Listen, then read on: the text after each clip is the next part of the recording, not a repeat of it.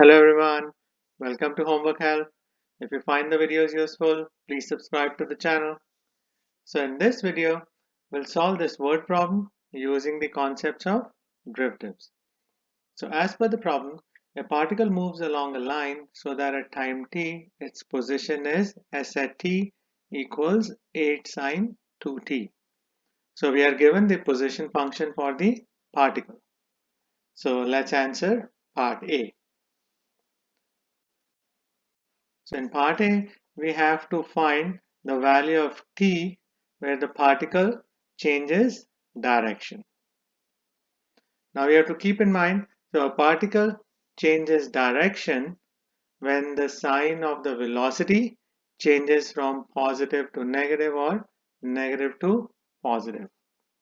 Now in order for the change of sign of velocity to happen, the velocity has to become equal to 0 and then the change of sign will happen. So there's a very important concept we need to understand and memorize. So the first step here is to find the t values at which the velocity is equal to 0. And then we'll analyze whether the sign of the velocity changes at those t values. So the first step is to find the velocity function for this particle, and the velocity function is the derivative of the position function.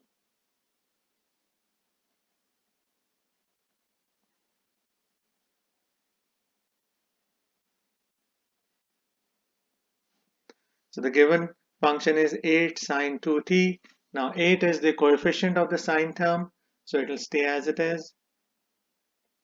Now for sine 2t, we have to use chain rule because this term has an outer function sine and the inner function is 2t. And as per chain rule, we start with the derivative of the outer function, and the derivative of sine is cos.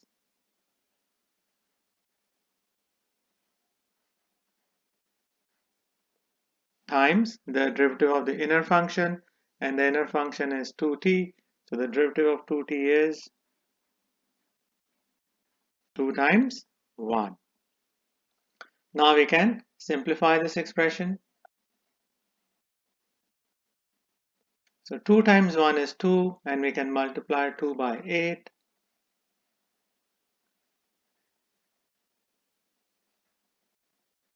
So this is the velocity function for this particle. And now we have to find the times at which the velocity is equal to 0. So we'll sub in the v at t as 0 in this equation and then solve for t.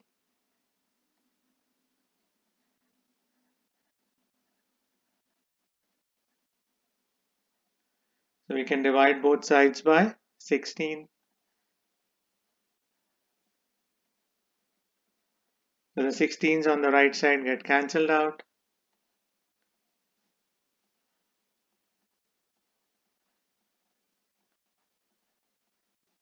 Cos function is equal to 0 for the angle values pi over 2 and 3 pi over 2 in the first cycle.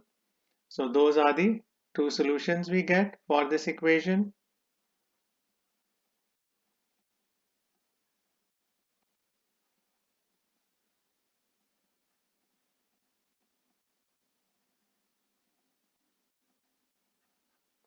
Now if we have to find the general solution for this cos equation, because we are not given any domain for t, we just know that t has to be greater than 0 because time cannot be negative, so the t can only be greater than or equal to 0. So the general solution for this equation will be pi over 2 plus 2 pi k. So 2 pi is the period of cos function and k is any integer value. And then the general solution for the second case will be 3 pi over 2 plus 2 pi k, and k is any integer. Now we have to solve for t, so we'll have to change 2t to t by dividing each term in these two general solutions by 2. So for the first case,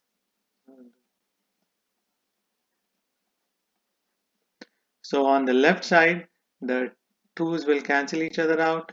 So we'll get t equals, so pi over 2 divided by 2 is equal to pi over 4.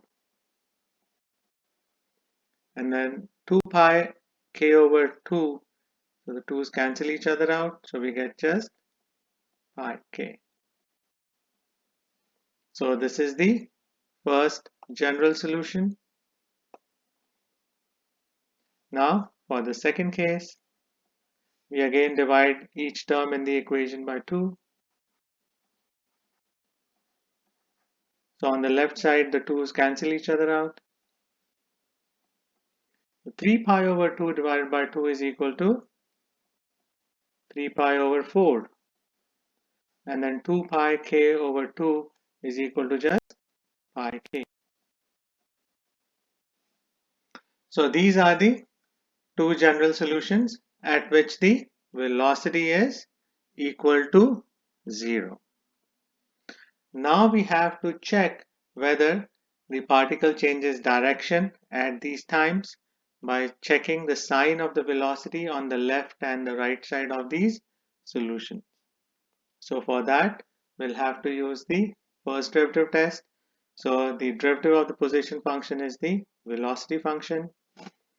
So we just have to check the sign of the velocity function. So let's start with the first solution. So here we'll do the check for just pi over 4, and if it's true for pi over 4, then it will be true for all the possible solutions for that case. So we can use the number line method. So we'll show the first solution, and we have to use a test value on the left and the right hand side of this value, this time value. So on the left side, we can use the value, and on the right side, we can use the test value. So we have to sub in these test values one by one in the velocity function and check the sign of the velocity on the left and the right hand side of the t equals pi over 4. So let's start with the left side, pi over 6.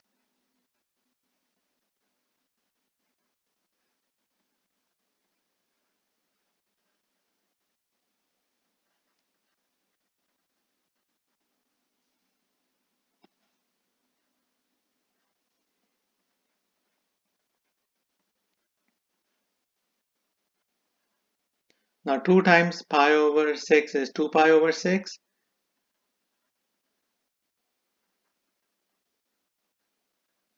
Which can be reduced to pi over 3.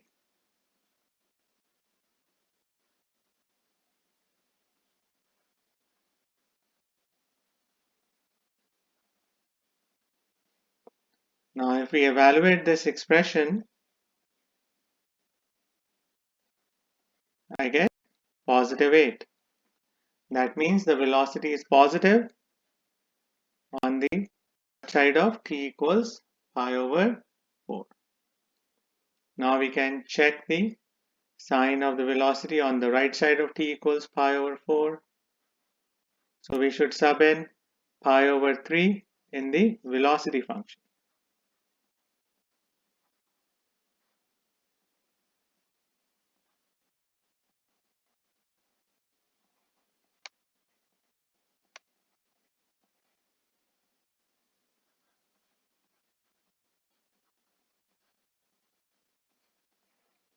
Now 2 times pi over 3 is 2 pi over 3.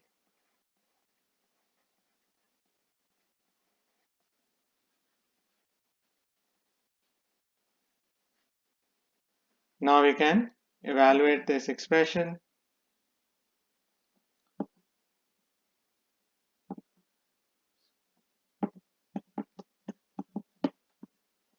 So I got negative 8. That means the velocity is negative on the right side of t equals pi over 4. So that means the particle changes direction at t equals pi over 4 because the sign of the velocity changes. That means the first solution, t equals pi over 4 plus pi k, is a valid solution. So now we can do the analysis for 3 pi over 4.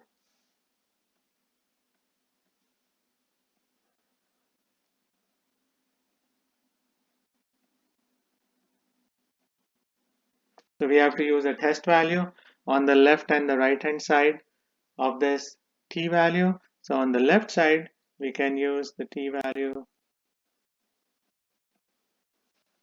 and on the right side, we can use the test value. So we have to sub in these t values one by one in the velocity function and then find the sign of the velocity.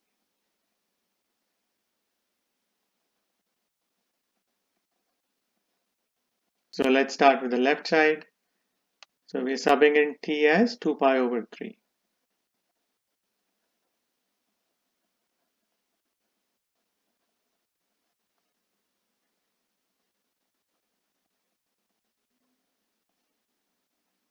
So 2 times 2 pi over 3 is 4 pi over 3.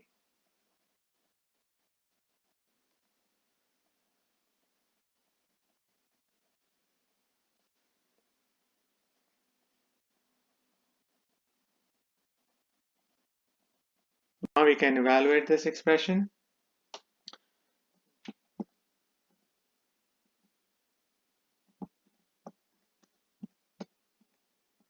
So I got -8,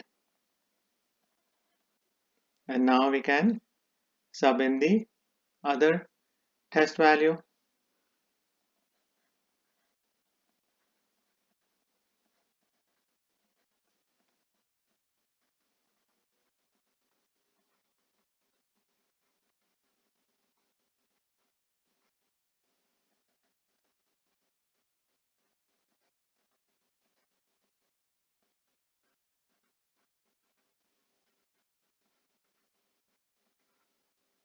So 2 times 5 pi over 6 is 10 pi over 6, and we can reduce this fraction.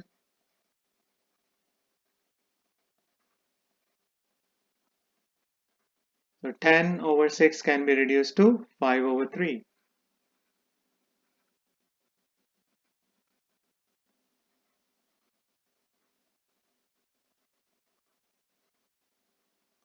Now we can evaluate this expression.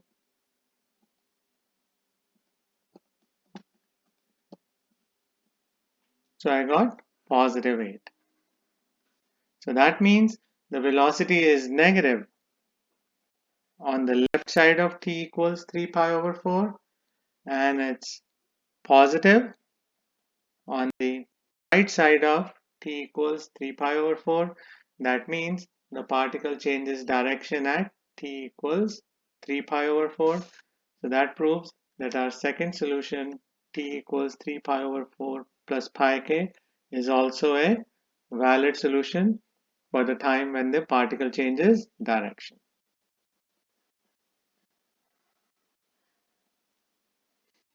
So we are done with part A.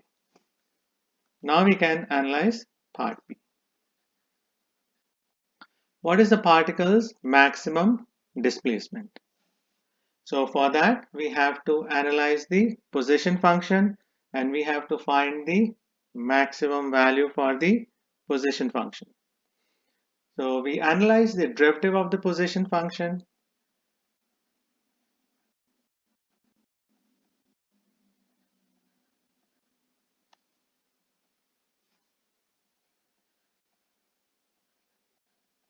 Which is also the velocity function, and we found that the derivative is equal to 0 at times pi over 4 and 3 pi over 4. So those are the two specific values we got in the first cycle. Now at t equals pi over 4, the first derivative or the velocity function is positive on the left side and negative on the right side.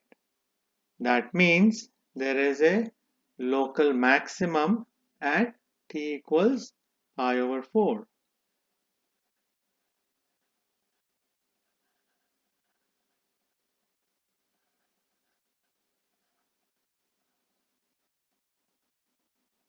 So we are using the analysis we did in part A. Now at t equals 3 pi over 4, the sign of the derivative changes from negative to positive, from left to right. So that means there is a local minimum at t equals 3 pi over 4. But we have to find the maximum displacement of the particle, so that means we are only interested in the local maximum. So in order to find the maximum displacement, we should sub in t as pi over 4 in the given position function.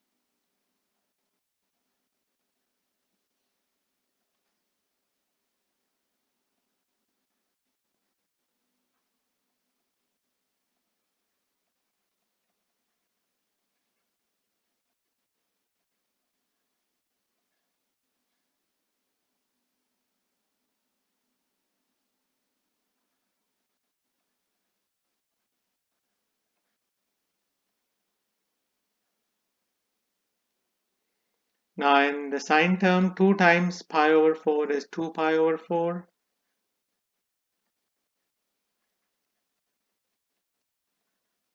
And this fraction can be reduced to just pi over 2.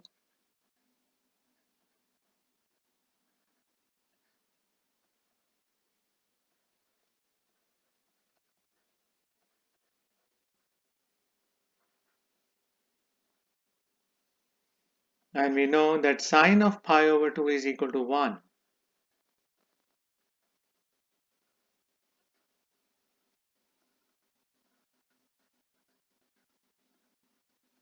So 8 times 1 is equal to 8.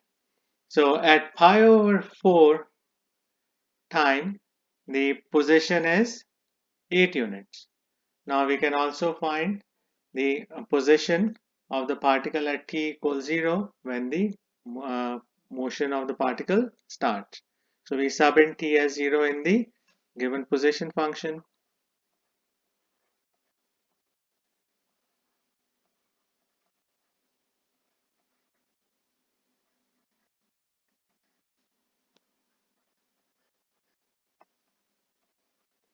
So 2 times 0 is 0 and sine of 0 is equal to 0. That means at t equals 0, the position of the particle is 0, and at the local max, the position of the particle is 8. So the displacement of the particle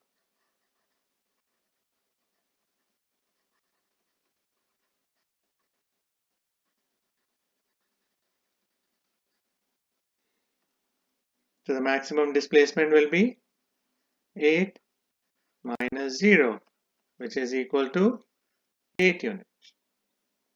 So this should be the final answer for part B. So these are the steps you have to keep in mind to solve a problem like this one. So I hope you'll find this video useful. Please share it, like it, and subscribe to Homework Help. Thank you very much and have a nice day. Bye.